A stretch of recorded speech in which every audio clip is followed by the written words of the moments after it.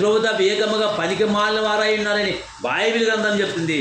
యెషయా గ్రంథంలో ముందుగానే రాయించిన మాట ఏంటంటే, ప్రియులారా మరి ఇక్కడ మరి మొదటి వచనము ఏమంటుందంటే, నిత్యము తిరుగుబాటు చేయొచ్చు మీరెలా ఇంకను కొట్టబడుదురు.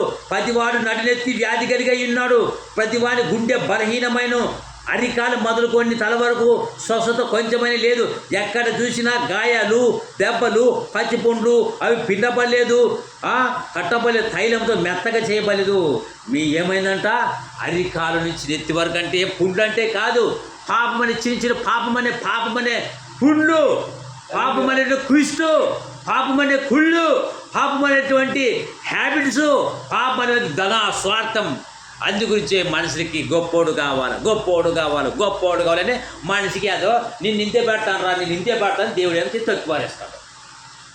నా యందు మీరు, మీ యందు నేను, మీకు ఏది కావాలో అడగండి నేను ఇస్తానంటాడు. దేవునికి స్తోత్రం.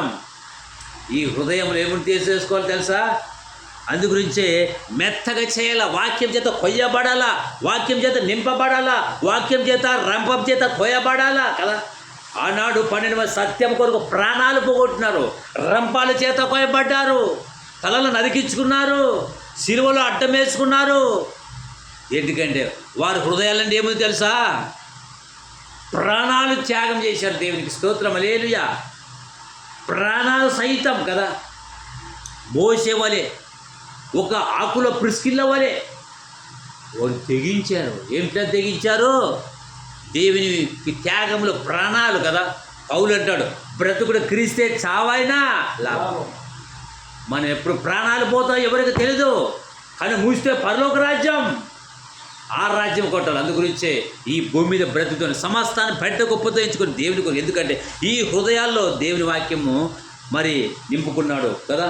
కీర్తన గ్రంథం 2వ అధ్యాయం చూస్తే 4వ అధ్యాయం, నరులారా ఎంతకాలం నా గౌరవం అవమానమై ఎంతకాలం వ్యర్థమైన ప్రేమిస్తారు, ఎంతకాలం వ్యర్థమైన ప్రేమిస్తారు, ఎంతకాలం అబద్ధమాన్ని వెతుకుతారు. నరులారా అని ఒక మిలిటరీకానికి చెప్తున్నాడా, ప్రపంచానికి చెప్తున్నాడు ప్రియులరా కదా. నా గౌరవం అవమానంగా మారుస్తారు, ఎంతకాలం వ్యర్థమైందని ప్రేమిస్తారు, ఎంతకాలం అబద్ధాన్ని వెళ్తారు కదా. అబద్ధానికి అంటే తీగుంటుంది అబద్ధం. నిజమంటే ఎంత సత్యవంతుడు కదా. అబద్ధంలో ఆనందము, అబద్ధము అన్యాయంగా తగదగా మండుతుంది, కానీ అది తగ్గనే అన్యాయము బూడిదైపోతుంది. అది జ్యోతి ఎప్పుడు వెలుగుతూనే ఉంటుంది. నిండు మనసుతో దేవుని కొలిచేవారికి, నిండు హృదయంతో దేవుని వాక్యం వినేవారు కదా. అందుగురించి పిల్లరా 7వ వచనము, వారి ధాన్య ద్రాక్షరసం విస్తరించిన సంతోషం కంటే అధికమైన సంతోషము నీవు నా హృదయంలో పుట్టించితివి. దేవునికి స్తోత్రం. దావీదు అంటాడు, 10 మంది రమ్మంటే వస్తారు, పొమ్మంటే పోతారు, కానీ భక్తి వారి ధాన్య ద్రాక్షరసం విస్తరించిన సంతోషం కంటే అధికమైన సంతోషం నా హృదయంలో పుట్టించితివి అంటాడు భక్తుడు. చూడండి ఎంత గొప్ప వీరుడు. ఏమన్నా మేలు చేసే వీరుడు, సూర్యుడు, ధీరుడు అని మాకు పొగుడతారు లోకంలో కదా. ఇంకా ఇవి దేవుళ్ళ కూడా అనేస్తారు. వీరుడు, సూర్యుడు, ధీరుడు అంటారు. ఎవరు వీరుడు, సూర్యుడు?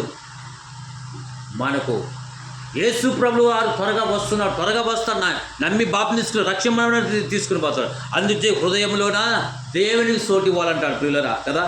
కాబట్టి మార్కు సువార్త 7వ అధ్యాయం చూస్తే ఇక్కడ మంచి మాట కనబడుతుంది. హృదయం ఎందుకు ఘోరమైంది? మార్కు సువార్త 7వ అధ్యాయంలో ఈ హృదయంలో ఏముంటాయో తెలుసా? ఈ మనుషులకి ఉండబట్టే జబ్బులు, రోగాలు, యాడేసిన జీవితాలు అక్కడే ఉంటాయి. మార్కు సువార్త 7వ అధ్యాయములో చూస్తే వాక్యం ఈ రీతికి చెప్తుంది. 7వ అధ్యాయము 21వ వచనం చూస్తే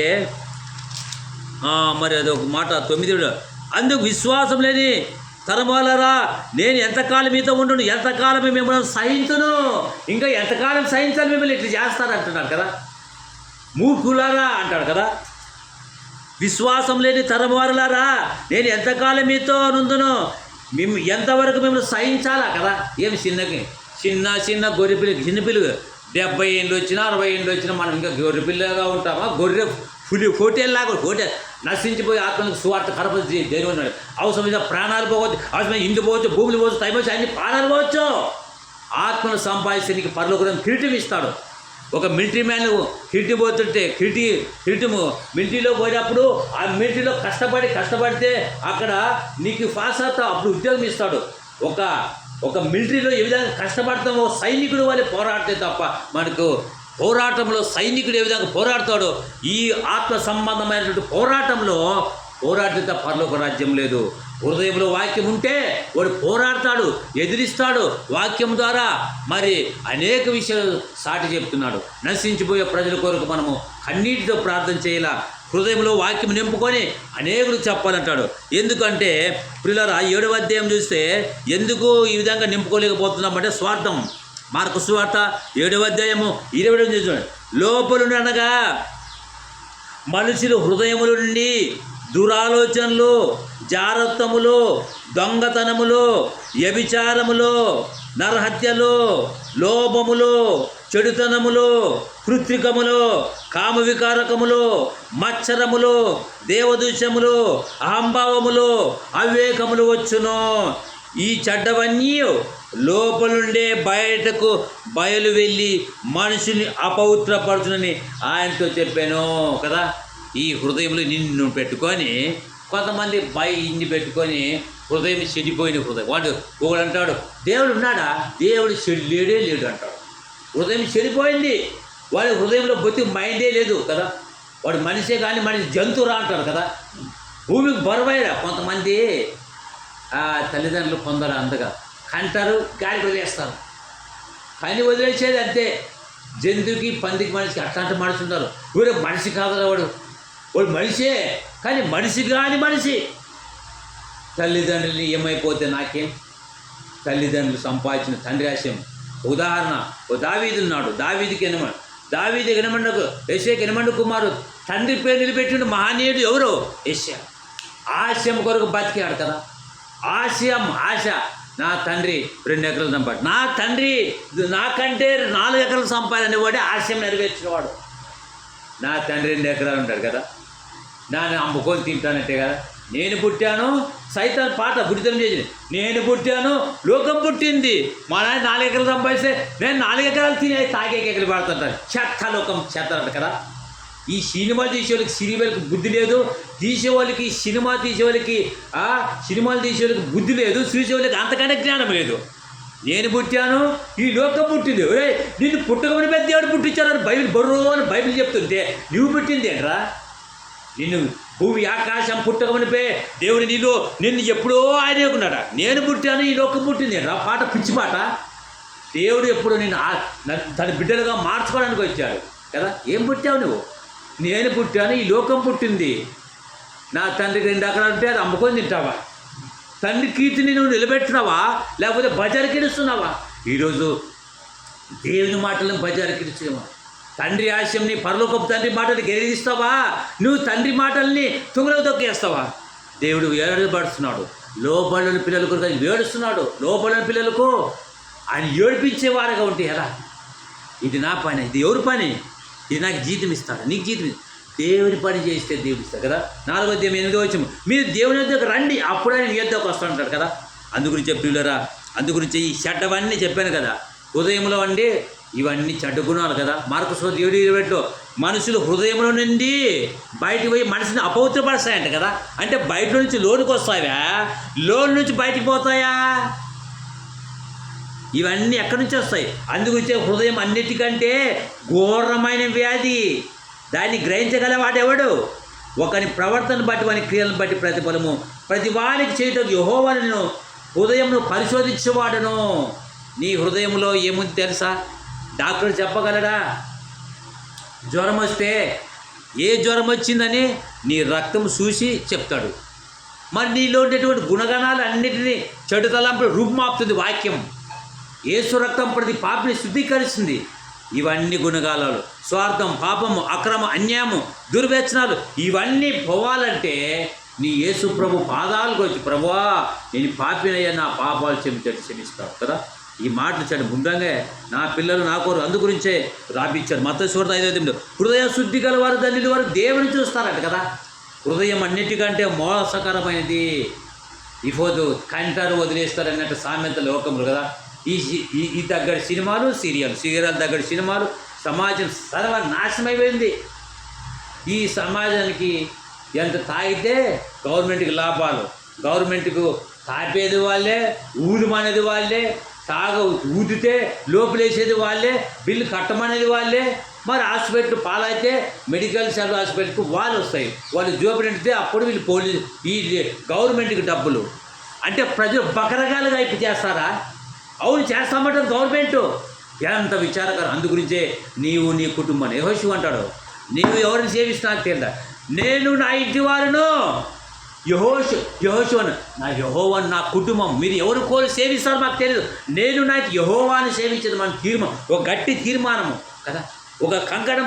ఆరంభంలోనే ఈరోజు ఇంత టెక్నాలజీ వచ్చింది, ఇంత ఉన్నా కూడా దేవుని నమ్మంటే దేవుని నమ్మకం ఏమిస్తావు? దేవుని నమ్మకం ఏమిస్తావు? ఊరే నీకు భూమి మీద బతుకు ఇచ్చాడు దేవుడు, ఆరోగ్యం ఇచ్చాడు, శక్తి ఇచ్చాడు, ఇన్ని ఇచ్చినా ఇంకా చాలదా? ఇంకా ఏమధ్య అంటే కోటకు చుక్క ముక్క కావాలంటారు. ఎంత నీచరమైన జీవితము, దిగజారిపోయిన బతుకు మాట్లాడుతున్నారు. అందుకే ఉదయం ఏమి నిండుకొని ఉంటుందో అదే మాట్లాడతారు వాళ్ళు. సినిమా చూసేవాడు సినిమా మీదే, మటన్ తినేవాడు మటన్ మీదే, చుక్క మీద చుక్క ముక్క కావాలి. అందుకే హృదయంలో అటువంటి తలపులు మానుకొని జీవించి వాక్యానుసారంగా జీవిస్తే దేవుడు చూసి సంతోషిస్తాడు. హృదయం అన్నిటికంటే మోసకరమైందంట. హృదయ శుద్ధి గలవారు ధన్యులు వారు దేవుని చూస్తారు. గొర్రెపిల్లి యొక్క జీవగ్రంథమందు,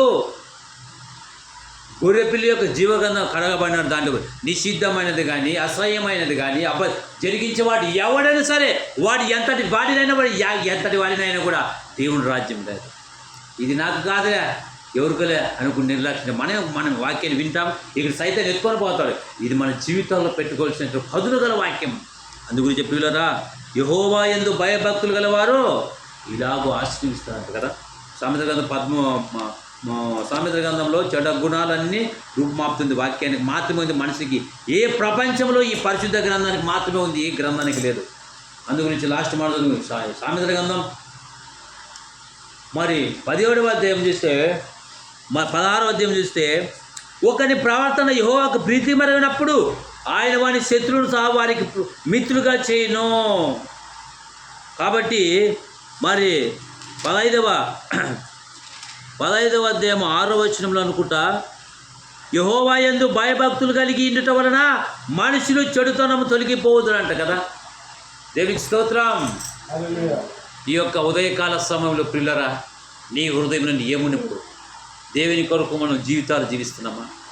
ఈరోజు ఏడంటే 8:30 ఎక్కడ దేవుడు అండు కదా, దేవుడేలే అంటాడు. ఒక డ్యూటీ పోతే మనసు గద్దిస్తారు, తిడతారు. కానీ దేవుడు ఏమంటాడా? ఈవుడే కాదు, ప్రపంచంలో చాలామంది నిర్లక్ష్యం, దేవుని కార్యాలు అశ్రద్ధ చేయవాడు శాపగ్రస్తుడు. మనము దేవునికి మహిమ తెచ్చేవారిగా ఉందాం, తలలోంచుకుందాం.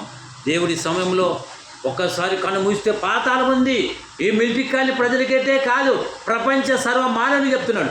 యేసు రక్తం ప్రతి పాపిని శుద్ధీకరిస్తుంది. అందుగురించే ఉదయం అన్నిటికంటే మోసకరమైనది, ఘోరమైన వ్యాధి కలిగేది, దాన్ని గ్రహించగలిగి ఎవడు అంటున్నాడు? ఒకసారి ఆలోచించండి చూడాలి. మన పిల్లలను ఏ విధంగా పెంచుతున్నాం? మనం దేవుని నిజంగా చోటిచ్చామా? అందుగురించే స్వార్థం, అక్రమం అన్నీ, ఈ చెడు గుణాలు అన్నీ అరిషట్ వర్గాన్ని రూపుమాపుకోవాలంటే జీవముల వాక్యాన్ని చోటు ఇవ్వాలి. తలలో వచ్చాను ప్రార్థన చేసుకుంటాం. ఒకసారి మన జీవితాన్ని పరం చేసుకుందాం. దేవాది దేవుడు మన పట్ల మేలు చేశాడు, దేవుడు మనకు సాయం చేశాడు. అయ్యా నాకు ఆధారం నీదే అని ఒకసారి ప్రార్థన చేస్తుంది. ఇతపడిన నిమిత్తం ప్రార్థన చేయి. ప్రేమ స్తోత్రం.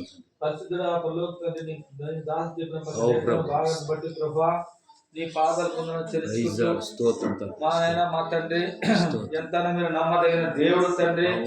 ఈ లోకంలో సైతాన్ని అంటుకట్టింది. ఈ లోకంలో ఎవరు ప్రభా, తల్లికి పిల్లలకు తల్లి లేదు. ఈ రోజు ఆస్తి గొడవలు, తగాదులు తండ్రి ఎన్నో ఉన్నాయి ప్రభా. నీ రాజ్యంలో కట్టుబడి రాజ్యం తండ్రి, నీతిమంత రాజ్యము. ఆ రాకలు డబ్బులు లేవు, కొట్లాట్ లేవు, విగ్రహాలు లేదు. నేనున్నా తోడుగా ఉన్న చెరువుచ్చిన దారి చెప్పిన లేక స్తోత్రం ప్రభా. ఈ లోకంలో తండ్రి ప్రభా, ఎవరు మంచి వాళ్ళు కాదు, అంత చెడ్డ వాళ్ళనైనా నువ్వు మాత్రమే మంచివాడు తండ్రి. నువ్వు మాత్రమే నిజమైన దేవుడు ప్రభా. నువ్వు తప్ప మరొక దేవుడు లేడు నైనా. మాకు సహాయం చేసేవాడు తండ్రి. మీ దాసను చెప్పిన ప్రతి లేఖను భాగాన్ని బట్టి వందనాలు తెలుసుకుంటూ ఈ సంఘాన్ని దీవించండి. అన్న చేసిన పరిచయం దీవించండి. అనేక నడిపించమని ప్రార్థిస్తున్నాం. అలాగే తండ్రి దేవా, దేశంలో నాయన ఉన్నాం తండ్రి, లోకంలో ఉన్నాం తండ్రి, మాకు తోడుగా ఉన్నాడు ప్రభా. ఎన్నో శ్రమలు, ఎన్నో కష్టాలు, ఎన్నో బాధలు, ఎన్నో చింతలు తండ్రి, కొడుకుల వల్ల, కోడళ్ళ వల్ల, తండ్రి బంధుమిత్రుల వల్ల ప్రభా, లోకసారం వల్ల తండ్రి ఎన్నో వస్తుంటారు. నేను అవన్నీ క్షమించే తండ్రి ప్రభా, మీరు తోడుగా సహాయం చేయని ప్రార్థిస్తున్నాను.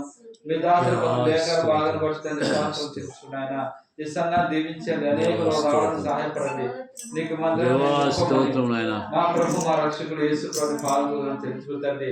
నువ్వు మాత్రమే నిజమైన దేవుడు తండ్రి. మేము పాపలు నేను క్షమించుకుంటాను. మా ప్రియ పరలోక తండ్రి పొందడం చెల్లించుకుంటూ ఇచ్చే వాటిని దీవించమని యేసున ప్రార్థించి పెడుతున్నాం తండ్రి. ఆమేన్.